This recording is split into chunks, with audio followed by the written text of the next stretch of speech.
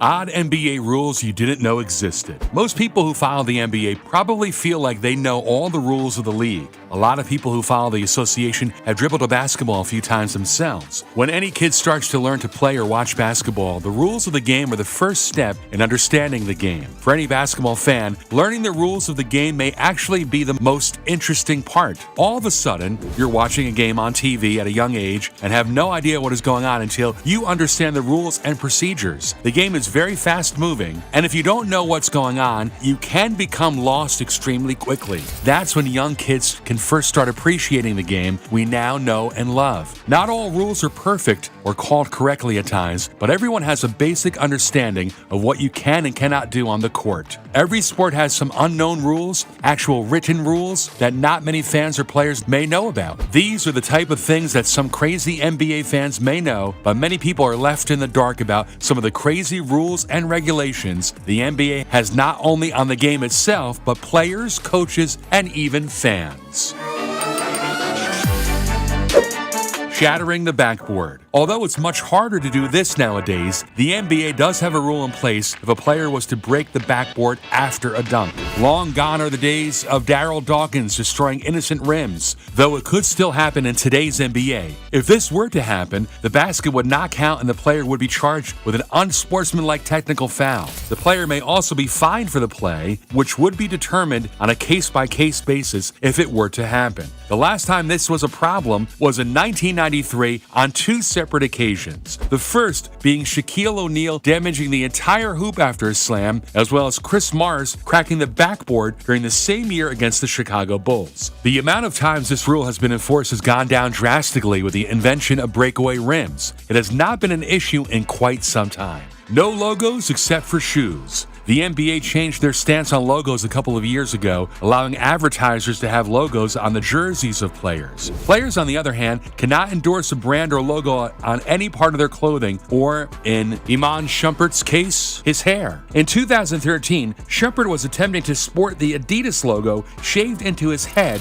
but was told by the NBA it had to be removed. The next day, Shumpert posted a photo of the logo completely shaved off his hair, leaving a huge bald triangle spot instead. Item 5 of Section H of the NBA Rulebook's extended comments section, which governs player, team conduct, and dress, reads, "The only article bearing a commercial logo which can be worn by the players is their shoes." Years later, Shumpert was let go by the Adidas brand anyways. No double zeros. There are very little restrictions on what type of numbers players can wear, as long as someone else on the team does not have the same number and the number is not retired by a former player, then it's usually fair game. This is unlike the NCAA, where players are not allowed to choose 6, 7, 8, or 9 as their number. There is one case where a player cannot wear a certain number, and that concerns the number 0. A player can wear the number 0 or rock the double 0 on his jersey, but teammates cannot have both numbers on the same team. For example, if one player is wearing 0, there cannot be another player who wears double 0. This is due to the likelihood of a scorekeeper or referee making an error concerning one of those players. Imagine a player getting called for a foul at a crucial part of the game and the referee signaling the wrong number, or a scorekeeper making an error earlier in the game and not recording the correct amount of fouls or stats. Road team chooses opening bucket. The jump ball is the obvious start to a basketball game, but there is something vital that happens before the opening tip. Teams need to figure out which basket they will be starting at, and it is the visiting team's decision that sets the tone for the rest of the game. This normally occurs before television coverage of the game during pre-game shoot-around. This seems unimportant, but there's a small amount of strategy that comes into play with this choice. Would coaches rather have their players go towards their bench so players can hear them clearly at the start of the game and set the tone, or rather opt to have players near them for late game instructions? It seems like most coaches choose to have players go towards the opposing bench at the start of the game in order to relay information easier during crunch time. Mandatory rest. The NBA is attempting to protect their players as much as possible. The schedule tries to allow players to have less back-to-backs and a more lenient travel schedule.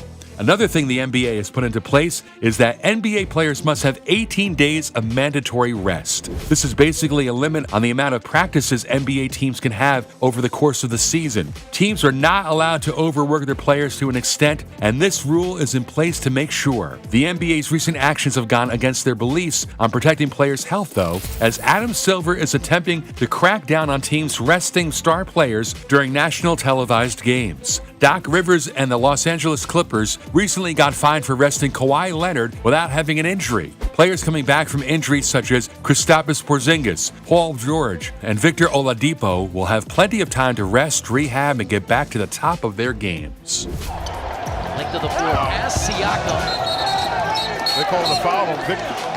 They're going to say he took his legs out from under. Victor's hurt.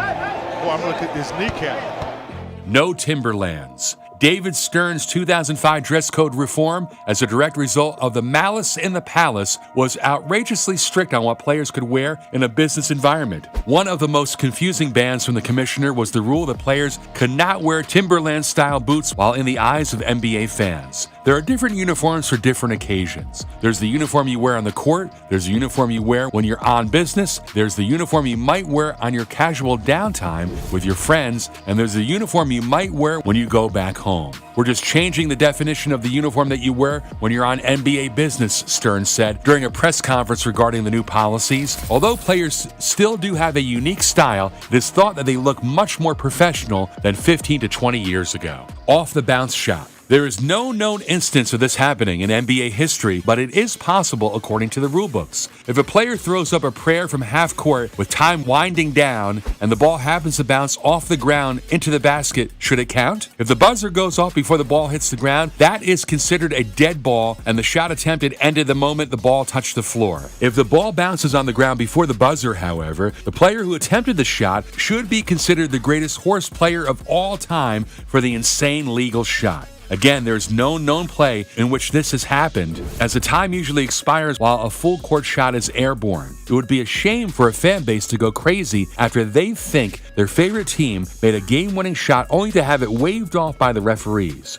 If a player were to knowingly attempt this and fail, there is no doubt Shaquille O'Neal would have the play front and center on Shaqtin' a Fool. Disaster draft. This is by far the craziest written rule the NBA will ever have, and it is very smart. If a tragic accident were to happen in which 5 or more players from a team were to die, an emergency disaster draft would be held. Each of the other teams would only be allowed to protect 5 players, and the team affected by the disaster would be able to draft from the pool left over from the teams. This is very similar to the expansion-style draft, but with far less players protected by the other team due to the severity of the situation. The fact that the NBA has a contingency plan if this were to happen is crazy and hopefully will never take place. This rule was put into place due to the almost catastrophe of the 1960s Lakers, where 10 players almost died in a heavy snowstorm. The pilot was able to somehow land in the middle of a cornfield, avoiding what would have been the first disaster draft. Hopefully, this disaster draft never has to take place. Standing for the anthem.